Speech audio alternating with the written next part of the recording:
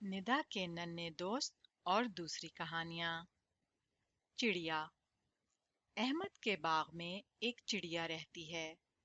अहमद ने चिड़िया को रोटी का टुकड़ा दिया। चिड़िया ने रोटी खाई। अहमद की चिड़िया से दोस्ती हो गई। पौधे। अली के घर में बहुत सारे पौधे हैं। अली का माली पौधों को पानी देता है। पौधे खुश रहते हैं। अली का माली बीमार हो गया। पौधे उदास हो गए। अली ने पौधों में पानी डाला। पौधे खुश हो गए। निदा के नन्हे दोस्त। दादी अम्मा का बाग बहुत खूबसूरत है। निदा बाग में खेलती है। निदा को घास में एक टिड्डा मिला। टिड्डे ने निदा को देखकर गाना गाया।